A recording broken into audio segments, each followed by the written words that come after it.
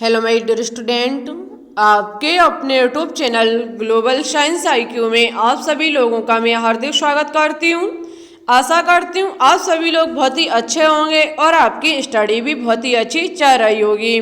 तो जैसा कि आप सभी लोगों ने थंबनेल में देख ही लिया होगा, आज हम आपके लिए ऑर्गेनिक केमिस्ट्री का लेक्चर नंबर 4 लेकर के आई हैं, जिसमें आज हम आपको ऑर्गेनिक कंपाउंड्स का IUPAC नामकरण करना सिखाने वाले हैं। तो आप सभी लोग आज की क्लास को बिल्कुल भी स्किप मत करना, अंत तक देखना, क्योंकि यदि आप सभी लोगों ने आज के वीडियो को कंप्लीट देख लिया तो हम गारंटी लेते हैं आप सभी लोग IUPAC नामकरण करना सीख जाएंगे।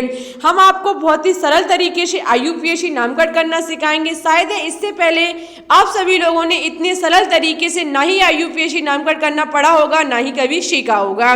तो आप सभी लोग आज की क्लास को बिल्कुल भी स्किप मत करें, अंत तक देखें, और यदि आपको आज की क्लास अच्छी लगे, पसंद आए, तो प्लीज इसे लाइक एंड दोस्तों के साथ शेयर जरूर करें। और यदि आप सभी लोगों ने आज की क्लास को शेयर किया तो शायद आज शाम तक 500 सब्सक्राइबर कंप्लीट हो जाएंगे।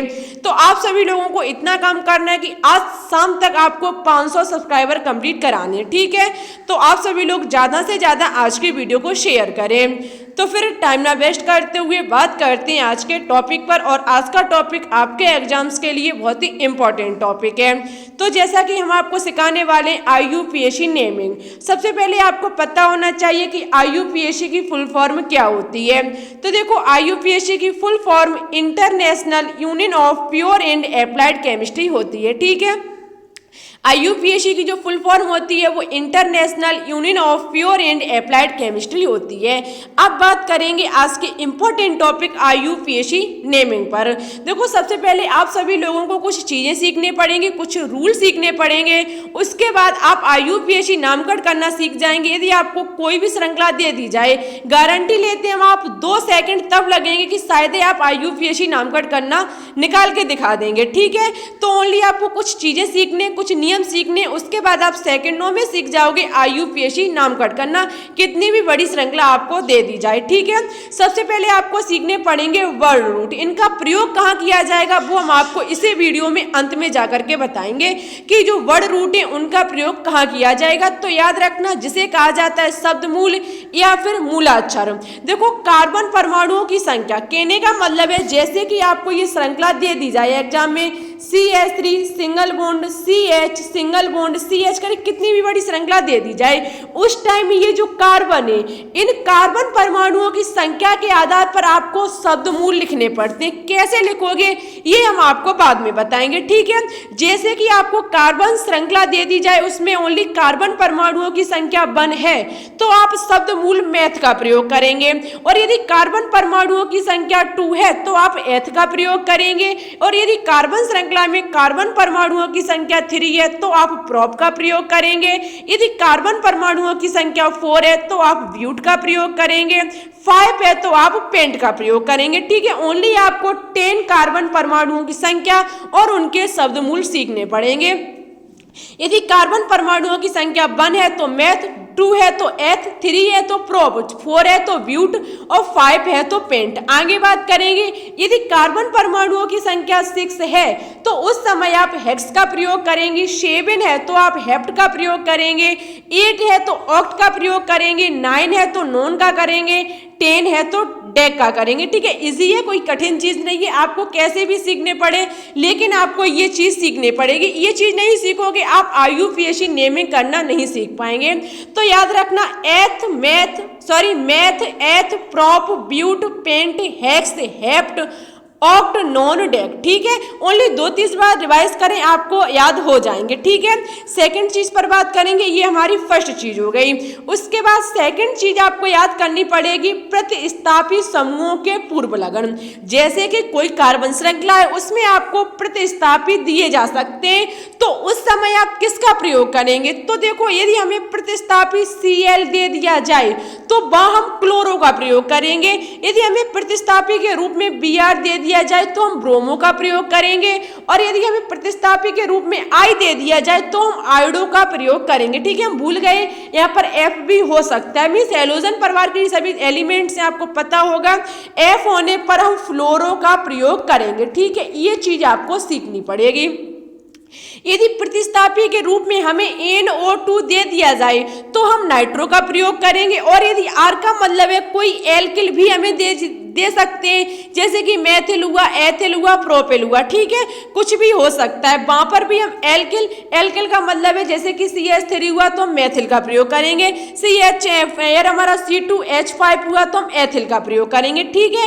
इस प्रकार से हमें प्रतिस्थापी दिए जा सकते हैं कार्बन श्रृंखला में, और वहां पर हम पूर्व लगन इनका प्रयोग करेंगे। इसका प्रयोग किया कहां जाएगा वो आपको वीडियो के अंत में जाकर के पता चलेगा। तो आज की क्लास को स्किप मत करें, अंत तक देखें। जब तक आप सभी चीजों को नहीं सीखेंगे, पढ़ोगे नहीं, तब तक आप ऐसे कभी भी IUPAC नेमिंग करना नहीं सीख पाओगे, ठीक है। अब थर्ड नंबर पर बात करेंगे प्राथमिक अनुलग्न। अभी आपने सीखे वर्ड रूट, उसके बाद आपने सीखे पूर्व लगन, अब आपको कुछ सीखने पड़ेंगे प्राथमिक अनुलग्न। मीन्स प्राइमरी सफिक्स कैसे होते हैं, कि कहाँ इनका प्रयोग किस प्रकार से किया जाएगा। देखो, प्राथमिक अनुलग्न कहने का मतलब है यदि आपको कार्बन श्रृंखला संतृप्त कार्बन श्रृंखला दे दी जाए। संतृप्त कार्बन श्रृंखला का मतलब आपको पहले ही हम बता चुके, कार्बन श्रृंखला के यदि कार्बन कार्बन के मध्य ओनली सिंगल बॉन्ड है तो वो श्रृंखला हमारी संतृप्त कार्बन श्रृंखला कही जाएगी, ठीक है। यदि हमारी कार्बन श्रृंखला संतृप्त कार्बन श्रृंखला है तो उस समय हम एन का प्रयोग करेंगे, ठीक है। अब इसका प्रयोग किया कहां जाएगा वो भाई साहब आपको वीडियो के अंत में पता चलेगा। यदि आपको प्राथमिक अंत का कहने का मतलब ये नहीं कि सब कुछ आपको अंत में 1 मिनट में ही पता चलेगा, बीच में जब तक आप आगे से लेकर के अंत तक नहीं देखोगे तब तक कुछ भी पता नहीं चलेगा, ठीक है। और यदि हमारी कार्बन श्रृंखला असंतृप्त है, असंतृप्त का मतलब आपको पता होगा कि जब कार्बन कार्बन के मध्य डबल बॉन्ड या फिर ट्रिपल बॉन्ड उपस्थित होगा वो श्रृंखला हमारी असंतृप्त कार्बन श्रृंखला कही जाएगी। यदि कार्बन श्रृंखला असंतृप्त है तो उस समय हमारी कार्बन कार्बन के मध्य यदि डबल बॉन्ड वाली श्रृंखला है तो इनका प्रयोग किया जाएगा, और कार्बन कार्बन के मध्य ट्रिपल बॉन्ड है तो उस समय हमारे आयन पूर्व अनुलग्न का प्रयोग किया जाएगा, ठीक है। प्राइमरी सफिक्स का प्रयोग किया जाएगा, ये चीज आपको सीखनी पड़ेगी। उसके बाद फोर्थ नंबर पर बात करेंगे तो है हमारा द्वितीयक अनुलग्न, means secondary suffix. Secondary suffix का प्रयोग किस प्रकार से किया जाएगा तो देखो, यहाँ पर आपको कुछ क्रियात्मक समूह सीखने पड़ेंगे। कहने का मतलब है फंक्शन ग्रुप आपको सीखने पड़ेंगे। क्रियात्मक समूह के रूप में आपको OH दे दिया जा सकता है। यदि आपको OH कार्बन श्रृंखला में दे दिया जाए तो उस समय आप द्वितीयक अनुलग्न का प्रयोग करेंगे ऑल का। यदि आपको COOH दे दिया जाए तो आप ओइक अम्ल का प्रयोग करेंगे। यदि आपको NH2 दे दिया जाए तो आप एमीन का प्रयोग करेंगे, और यदि आपको द्वितीयक अनुलग्न क्रियात्मक समूह के रूप में CN दे दिया जाए तो आप नाइट्राइल का प्रयोग करेंगे, ठीक है। क्रियात्मक समूह OH होने पर ऑल का प्रयोग किया जाएगा, COOH होने पर ओइक अम्ल का प्रयोग किया जाएगा, NH2 के होने पर एमीन का प्रयोग किया जाएगा, और CN के होने पर नाइट्राइल का प्रयोग किया जाएगा, ठीक है। आगे और क्रियात्मक समूह है जैसे कि CONH2 के होने पर एमाइड का प्रयोग किया जाएगा, COCl के होने पर ओइक क्लोराइड का प्रयोग किया जाएगा। इसी प्रकार से SO2OH होने पर सल्फोनिक अम्ल का प्रयोग किया जाएगा। ये आपको सीखने पड़ेंगे। ओनली एक चीज और आपको सीखने पड़ेगी, इन 5 चीजों को आपको याद रखना है, और ज्यादा नहीं, कुछ ही फॉर्मूले, कुछ ही रूले वो आपको सीखने पड़ेंगे। हम गारंटी लेते हैं आप चुटकियों में सीख जाओगे IUPAC नेमिंग करना। किसी भी कंपाउंड्स का कितना भी बड़ा कंपाउंड्स हम आपको बता देते हैं कि आज हम आपको ये सिखाएंगे, उसके बाद नेक्स्ट वीडियो जो लेकर के लगभग आपको 2-4 वीडियो हम लेकर के आएंगे जिसमें हम ओनली आपको प्रैक्टिस करवाएंगे, नए नए तरीके के फॉर्मूले लेकर के आएंगे, नए नए तरीके की कार्बन श्रृंखलाएं लेकर के आएंगे, और ओनली आपको वहां प्रैक्टिस करवाएंगे IUPAC नेमिंग की, ठीक है। तो इतनी चीजें यदि आपने सीख ली तो हम जैसे कि आपको लगवाएंगे, आप शायद हमसे पहले लगाकर रख लेंगे, ठीक है। तो देखो, नोट में ओनली ये चीज और आपको सीखनी पड़ेगी, समान समूहों की संख्या और पूर्व लगन। कहने का मतलब है यदि समान समूहों की संख्या दे दी जाए तो यदि 2 हमारे समान समूह हैं तो वहां पर हम डाई का प्रयोग करेंगे, तीन है तो ट्राई का प्रयोग करेंगे और 4 होने पर टेट्रा का प्रयोग किया जाएगा। ये चीज आपको सीखनी पड़ेगी। यदि हमारी समान समूहों की संख्या दे दी जाए तो 2 होने पर डाई, 3 होने पर ट्राई और 4 होने पर टेट्रा का प्रयोग किया जाएगा। ठीक है, देखो यहाँ पर बोर्ड नहीं है, शायद बोर्ड होता तो एक तरफ हम आपको रूल लिख देते सभी और एक तरफ हम आपको करके बताते जाते, लेकिन अब बात वही है कि जब बोर्ड नहीं है तो छोटी चीज में आपको उतना काम चलाना पड़ेगा। ठीक है, बोर्ड होता तो शायद एक तरफ रूल और एक तरफ हम आपको कार्बन श्रृंखला लिखते जाते और आपका काम होता जाता। ठीक है, लेकिन यदि आप सभी लोग सपोर्ट करोगे, ज्यादा से ज्यादा शेयर करोगे तो हम बहुत ही जल्द आपके लिए बोर्ड की व्यवस्था भी कर देंगे। ठीक है, बोर्ड पर कौन पढ़ना चाहता है वो कमेंट बॉक्स में कमेंट करके जरूर बताएं। ठीक है, सपोर्ट कीजिए, एक दिन वो भी संभव होगा। लेकिन अब बात है कि यहाँ पर छोटी स्क्रीन है तो छोटी स्क्रीन के लिए उतने में सबसे पहले आपको रूल बताएंगे और सब कुछ बताएंगे, उसी के बाद आपको हम एग्जाम्पल के माध्यम से वो चीज करनी सिखाएंगे। ठीक है, तो इतने में अभी काम चलाना पड़ेगा। यदि सपोर्ट करोगे, शेयर करोगे तो किसी दिन उसकी भी व्यवस्था हो जाएगी। ठीक है, और बोर्ड पर पढ़ने में और पढ़ाने में भी अच्छा लगता है। देखो, अब एक चीज हम आपके लिए लेकर के आई, जैसे कि आपको एक एग्जाम्पल के माध्यम से बता देते हैं। आपने इस प्रकार से देखा होगा कि आपको एग्जाम में या फिर आपने बुक में देखा होगा, इस प्रकार से आपको श्रृंखला दे दी जाती है। CH3 single bond CH, single bond Cl, CH, CH, double bond CH, single bond CH2, single bond COOH और एक कार्बन पर CH2CH3 जुड़ा हुआ है। ठीक है, अब इस प्रकार से आपको बताना कि IUPAC नामकरण हम किस प्रकार से करेंगे। अब कहने का मतलब है बहुत सारे यहाँ पर कार्बन है और Cl भी जुड़ा हुआ है, COOH भी जुड़ा हुआ है, CH2CH3 भी जुड़ा हुआ है। तो यहाँ पर प्रश्न उठता है कि हम सबसे पहले नाम किसका लिखेंगे। यहाँ पर प्रश्न उठता है कि हमने चीजें सीख ली कि बड़ रूट किस प्रकार से, प्रतिस्थापित समूह हमारा क्या है और हमारे क्रियात्मक समूह क्या है, किस पूर्व लगन किस अनुलग्न का प्रयोग किया जाएगा, ये आपने सीख लिया।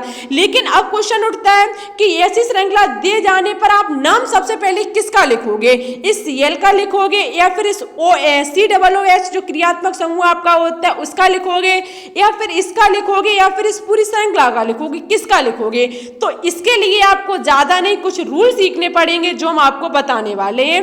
जो रूल, सबसे पहले आपको दीर्घतम कार्बन श्रृंखला के अंकन के नियम।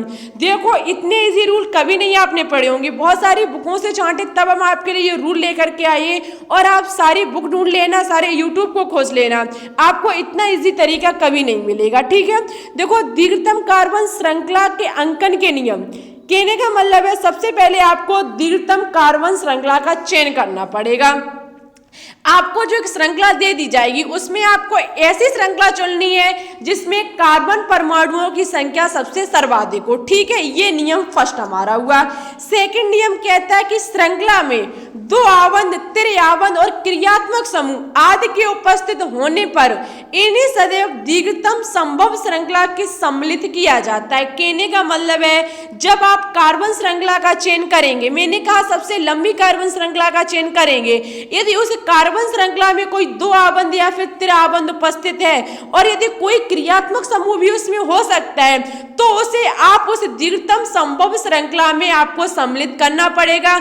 जब उसे आप, जैसे कि आपने CH3 सिंगल बॉन्ड CH, ठीक है, डबल बॉन्ड CH है, यहाँ पर आपका single bond, double bond CH, CH2 single bond COOH है, ठीक है, यहाँ पर C2H5 जुड़ा हुआ माना कि, ठीक है, जुड़ा तो नहीं, अभी हम माना कि हम चल रहे हैं। यदि यहाँ पर जुड़ा हुआ है तो क्या आप इसे इस प्रकार से श्रृंखला का चयन कर सकते हैं? नहीं कर सकते हैं। हमने कहा कि जब आप कार्बन श्रृंखला का चयन करेंगे तो यदि उसमें कोई 2 आवंध या फिर क्रियात्मक समूह उपस्थित है तो उसे उस संभव श्रृंखला के अंतर्गत लेना पड़ेगा। अंकन करते समय उसे आपको उसमें सम्मिलित करना पड़ेगा। ठीक है, इस बात का आप याद रखें। अब प्रश्न उठता है कि क्रियात्मक समूह होने पर 2 आवंध होने पर त्रिआवंध उपस्थित, यदि सब उपस्थित हैं तो हम अंकन किस प्रकार से करेंगे। कहने का मतलब जैसे कि CH3 सिंगल बॉन्ड CH, उसके बाद double bond CH, single bond CH2, single bond COOH है, ठीक है। यदि हम इसका करना चाहें क्या, अंकन करेंगे, कहने का मतलब है हम किसे फर्स्ट कार्बन मानेंगे, किसे सेकंड कार्बन मानेंगे, उसके लिए क्वेश्चन कह रहा है कि सबसे पहले आप चयन करोगे दीर्घतम कार्बन श्रृंखला का। जब आप चयन कर लोगे उसके बाद आपको यह भी देखना पड़ेगा कि श्रृंखला में दो आबंध, त्रिआबंध या फिर क्रियात्मक समूह उपस्थित है, तो उस आपको श्रृंखला के उसके अंतर्गत लेना पड़ेगा। उसके बाद जब आप उसे अंतर्गत ले लोगे तो आप फिर उसे अंकन किधर साइड से करोगे, जैसे कि COOH इधर जुड़ा हुआ है, ये हमारे दो आबंध है, हम इसके अंतर्गत ले लेंगे, ठीक है। लेकिन अंकन हम इधर से करेंगे या फिर इधर से करेंगे, तो आपका जो नेक्स्ट पॉइंट लिखा हुआ है वो कहता है कि यदि दो आबंध, त्रिआबंध और क्रियात्मक समूह और कोई प्रतिस्थापी समूह उपस्थित है तो आपको श्रृंखला में मान्यता सबसे पहले जो अंकन करोगे वो क्रियात्मक समूह की तरफ से करोगे। उसके बाद आपको डबल बॉन्ड देखना पड़ेगा, उसके बाद ट्रिपल बॉन्ड, उसके बाद प्रतिस्थापी को वरीयता दी जाएगी, ठीक है। यहाँ पर हमारा ये फर्स्ट होगा, ये सेकंड, ये थर्ड, ये फोर्थ, ये हमारा फिफ्थ कार्बन माना जाएगा, ठीक है।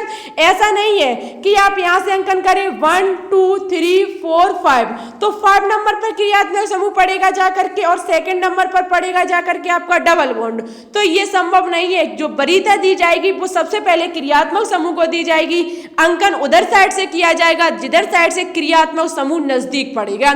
उसके बाद देखिए यदि क्रियात्मक समूह उपस्थित नहीं है तो आप देखोगे डबल बॉन्ड, और डबल बॉन्ड के ना होने पर आप ट्रिपल बॉन्ड को वरीयता दोगे, और जब ट्रिपल बॉन्ड, डबल बॉन्ड, क्रियात्मक समूह कुछ भी उपस्थित नहीं है तो वरीयता दी जाएगी वो प्रतिस्थापी समूह को दी जाएगी। जिधर साइड से प्रतिस्थापी समूह नजदीक पड़ेगा हम अंकन उधर ही साइड से करेंगे, ठीक है। आई होप ये तीनों नियम ही आपको समझ में आ गए होंगे। इनसे कोई भी डाउट हो कमेंट कर देना, हम आपको नेक्स्ट वीडियो में समझा देंगे। उसके बाद लिखा हुआ है कि यदि कार्बन यौगिक में दो या दो से अधिक पार्श्व श्रृंखलाएं उपस्थित हैं तो अंकन इस प्रकार से करेंगे कि श्रृंखला का योग न्यूनतम हो। कहने का मतलब है कोई आपको कार्बन श्रृंखला दे दी जाए और उसमें क्या उपस्थित है, पार्श्व श्रृंखलाएं, दो या दो से अधिक उसमें पार्श्व श्रृंखलाएं उपस्थित हैं। कहने का मतलब है Cl भी उपस्थित है, Br भी उपस्थित है, CH3 भी उपस्थित है, C2H5 भी उपस्थित है, तो हम अंकन किधर साइड से करेंगे, तो उस समय कहते हैं कि अंकन करेंगे जिधर साइड से न्यूनतम योग होगा। हम क्या करेंगे, इधर से अंकन करेंगे, इधर से भी अंकन करेंगे। उसके बाद देखेंगे कि किस किस कार्बन पर प्रतिस्थापी समूह या फिर पार्श्व श्रृंखला जुड़ी हुई है। हम इधर से भी करेंगे, इधर से भी करेंगे और जोड़ेंगे, और जोड़ने पर जिसका योग कम आएगा उसी को हम वरीयता देंगे, ठीक है। किस प्रकार से देंगे वो हम आपको सब कुछ एग्जाम्पल के माध्यम से समझा देंगे, ठीक है। इतनी चीजों को आपको याद करना पड़ेगा। नोट में 2 पॉइंट और हैं उनको याद करना पड़ेगा कि एक से अधिक पूर्व लगन होने पर इनको अंग्रेजी वर्णमाला के क्रम में लिखा जाता है। यदि किसी भी श्रृंखला में एक से अधिक पूर्व लगन उपस्थित हैं तो इनको किस में लिखा जाएगा, अंग्रेजी वर्णमाला के क्रम में। अंग्रेजी वर्णमाला में जो अक्षर पहले आता है हम उसी प्रकार से वरीयता देंगे, ठीक है।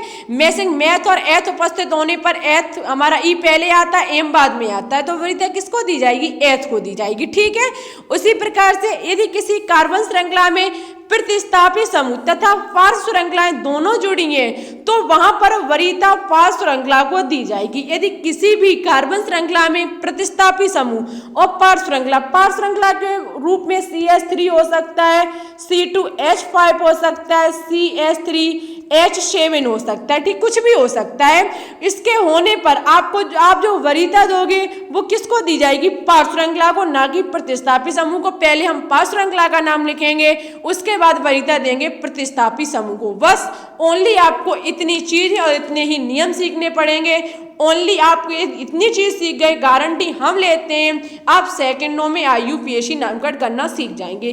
अब आपने ये नियम सीख लिए तो देखो कार्बन यौगिकों का नाम लिखने का नियम, अब आपने ये सब तो सीख लिया, लेकिन हम नियम किस प्रकार से नाम लिखेंगे, तो याद रखना यदि सबसे पहले आपको क्या करना पड़ेगा, जब आप कार्बन श्रृंखला आपको दी जाएगी उसका अंकन कर लेंगे। अंकन हमने बता दिया किस प्रकार से किया जाएगा।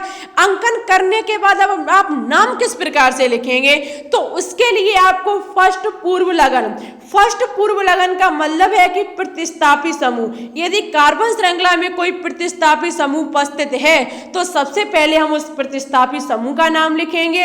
उसके बाद यदि हमारा सेकंड पूर्वलग्न के रूप में आपको देखना पड़ेगा, यदि आप रिंग बन रही है तो वहां आप साइक्लो का प्रयोग करेंगे।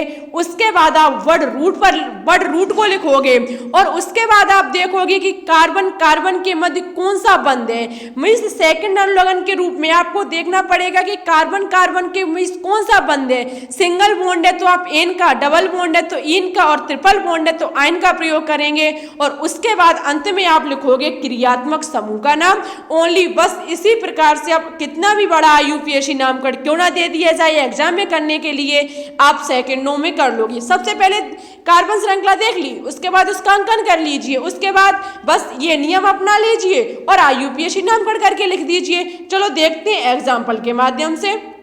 देखो यहाँ पर नियम अब नहीं लिखे हुए हैं, आपको याद करने पड़ेंगे। मुझे तो सब कुछ याद है, अब आपको याद होना चाहिए। आपको ये श्रृंखला ऐसे एग्जाम में दी जाएगी और बोला जाएगा कि इसका आईयूपीएससी नामकरण करके बताइए। आपको सबसे पहले क्या करना पड़ेगा, अंकन करना पड़ेगा कि आप किसे फर्स्ट कार्बन मानोगे। तो आप देख सकते हैं CH3 single bond CH, Cl single bond CH, single bond CH, double bond CH, single bond CH2, single bond COOH।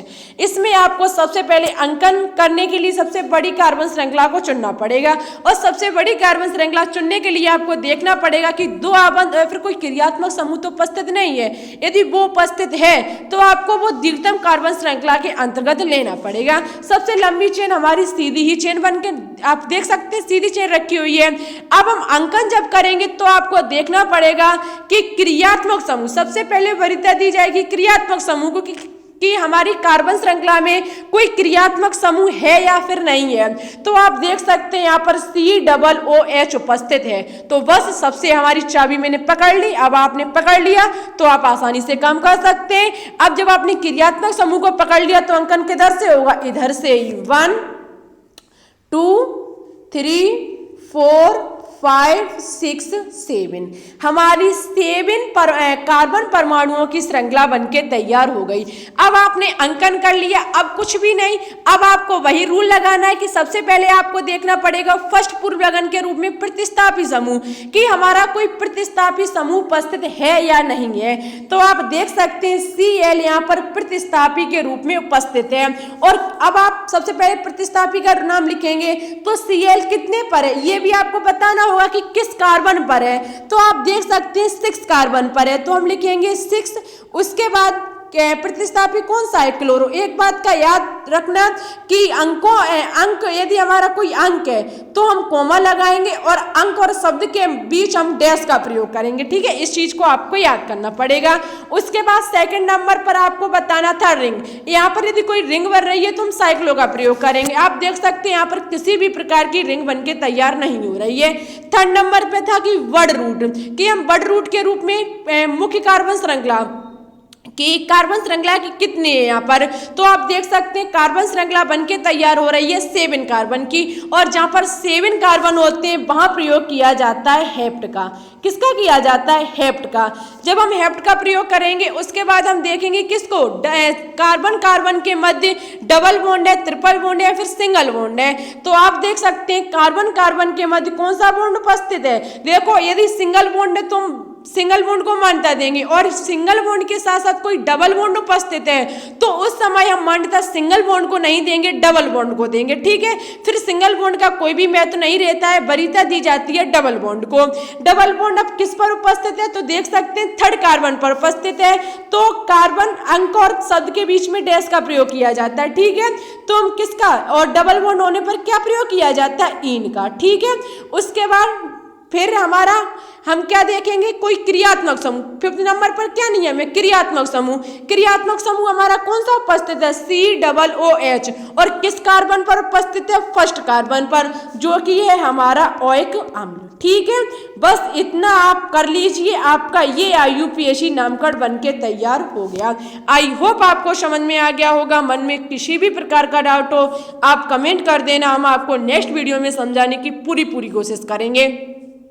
एक एग्जाम्पल और लाइए, उसके माध्यम से बताएंगे। देखो आज गर्मी भी बहुत है, तो ज़्यादा लंबी वीडियो बनाने में हमें भी तकलीफ होती है, क्योंकि ना तो यहाँ कोई पंखा चल रहा है ना ही कोई कूलर चल रहा है। ठीक है, गर्मी में एक बंद रूम में वीडियो बनाना बहुत कठिन काम है। ठीक है, तो इतनी सी वीडियो रखेंगे, ये एग्जाम्पल और समझाएंगे। उसके बाद आपको हम आगे नेक्स्ट वीडियो में ओनली प्रैक्टिस करना सिखाएंगे IUPAC नेमिंग की। ठीक है, तो देखो ये आपका है। सबसे पहले वही काम अंकन करेंगे, और अंकन किधर साइड से करेंगे, जिधर साइड से क्रियात्मक समूह पहले पढ़े। क्रियात्मक समूह आप देख सकते हैं, इसमें कोई भी क्रियात्मक समूह उपस्थित नहीं है, तो हम डबल बॉन्ड को देखेंगे। आप देख सकते हैं कोई भी डबल या फिर ट्रिपल बॉन्ड उपस्थित नहीं है, तो फिर किसे देखा जाएगा, प्रतिस्थापी समूह को। यहाँ पर देख सकते हैं कोई भी प्रतिस्थापी समूह उपस्थित नहीं है। क्या उपस्थित है, पार्श्व श्रृंखलाएं, और पार्श्व श्रृंखलाएं जिधर से नजदीक पड़ेंगी हम अंकन उधर से ही करेंगे। इधर से करें 1 2 3। ठीक है, 3 पर हमारी फर्स्ट पार्श्व श्रृंखला पढ़ रही है, इधर से करें तो 1 2। सेकंड पर हमारी पार्श्व श्रृंखला पढ़ रही, तो अंकन किधर से होगा, आगे से 1 2 3 4 5 6 7 8। हमारी ये कार्बन श्रृंखला का अंकन हमने कर लिया। उसके बाद अब अंकन हो गया, बस कुछ नहीं। सबसे पहले देखेंगे कोई प्रतिस्थापी समूह उपस्थित है या नहीं, तो कोई भी प्रतिस्थापी समूह उपस्थित नहीं है। लेकिन मैंने कहा यदि प्रतिस्थापी समूह पार्श्व श्रृंखला में कोई उपस्थित है तो हम वरीयता पार्श्व श्रृंखला को देंगे। प्रतिस्थापी समूह उपस्थित नहीं है तो हम उसकी जगह पार्श्व श्रृंखला का नाम भी लिख सकते हैं। ठीक है, तो जब हम पार्श्व श्रृंखला का नाम लिखेंगे तो यहाँ पर देख सकते हैं CH3 CH3 CH3 C2H5 उपस्थित है। ये हमारा अब नाम हम सबसे पहले किसका लिखेंगे, CH3 मेथिल होता है, मेथिल होता है, मेथिल यहाँ पर भी है, यहाँ पर एथिल है। मैंने कहा कि एक से अधिक कोई हमारा पूर्व लगन उपस्थित है तो हम अंकन के जो आपका नाम लिखेंगे वो हम अंग्रेजी वर्णमाला के हिसाब से लिखेंगे। अंग्रेजी वर्णमाला के हिसाब से एथ में ई और मैथ में एम, तो ई पहले आता है और एम बाद में आती है, तो किसका नाम लिखा जाएगा, पहले एथिल का। एथिल का, और एथिल है कितने पर, 6 पर, तो 6 एथिल हो जाएगा हमारा। उसके बाद आगे हम देखेंगे तो हमारा 1 2 3 यहाँ पर मैथिल किस किस पर, 2 पर जुड़ा हुआ है, 3 पर जुड़ा हुआ है, 4 पर जुड़ा हुआ है। 2 3 4 क्या जुड़ा हुआ है, मैथिल। ठीक है, उसके बाद अब इतना हो गया, क्या कोई चेन बन रही है, कोई रिंग बन रही है, नहीं बन रही है। उसके बाद हम वर्ड रूट को देखेंगे। वर्ड रूट मुख्य कार्बन श्रृंखला कितने की है, 8 की, तो हमारा शब्द क्या होगा, ऑक्ट। ठीक है, कोई डबल बॉन्ड कोई ट्रिपल बॉन्ड नहीं उपस्थित है, सिंगल बॉन्ड उपस्थित है, तो हम एंड शब्द ऑक्टेन हो जाएगा हमारा। ठीक, कोई क्रियात्मक समूह नहीं है, बस ओनली आपका नाम कार्ड बन के तैयार हो गया, 6 ethyl 2 3 4 methyl octane. I hope आपको ये IUPAC नामकरण करना आ गया होगा, और नहीं भी आया होगा तो ओनली आज आपको ये रूल सीखने हैं। रूल सीख लीजिए, जो भी नाम बताए उन फॉर्मूलों को सीख लीजिए। आपको नेक्स्ट वीडियो में प्रैक्टिस सेट लेकर के आएंगे और आपको शायद सेकंडों में सीख जाओगे IUPAC नामकरण करना, यदि आपने इन सभी चीज़ों को सीख लिया। उससे पहले एक क्वेश्चन हम आपके लिए होमवर्क में लेकर के आए हैं, जिसका आंसर आपको मेरे कमेंट बॉक्स में देना होगा। जो बच्चे समझ में आए होंगे वो तो इसका आंसर दे लेंगे, जो नहीं समझ पाए होंगे वो नहीं दे पाएंगे, लेकिन कोई बात नहीं, जो नहीं समझ पाए वो कमेंट बॉक्स में कमेंट करके बता दें, हम उन्हें नेक्स्ट वीडियो में समझाने की पूरी कोशिश करेंगे। तो आज के लिए बस इतना ही। वीडियो कैसी लगी कमेंट बॉक्स में कमेंट करके जरूर बताएं। वीडियो अच्छी लगे तो प्लीज इसे लाइक भी करें, दोस्तों के साथ शेयर भी करें। यदि अभी तक आपने हमारे चैनल को सब्सक्राइब न किया हो तो प्लीज इसे सब्सक्राइब करके बेल आइकन को प्रेस ऑल पर क्लिक कर ले, जिससे कि हम जो भी वीडियो डालें आपके पास नोटिफिकेशन पहुंच जाए, वो भी सबसे पहले। और आप सभी लोगों से रिक्वेस्ट है, आज शाम तक 500 सब्सक्राइबर कंप्लीट करा दीजिए। हम आपके लिए इतनी मेहनत करते हैं, तो आप सभी लोग बस सपोर्ट कीजिए और चैनल को थोड़ा बढ़ाइए, सपोर्ट कीजिए, बढ़ाइए, तो मेरा भी मन लगता रहेगा और हम आपके लिए अच्छे से अच्छा कंटेंट लाने की कोशिश करेंगे। तो आज के लिए बस इतना ही। वीडियो कैसी लगी कमेंट बॉक्स में कमेंट करके जरूर बताएं, ठीक है। इसका आंसर भी दें, हम आपके कमेंट का इंतजार करेंगे। तो फिर ठीक है, चलते हैं। Thanks for watching this video. जय हिंद, जय भारत।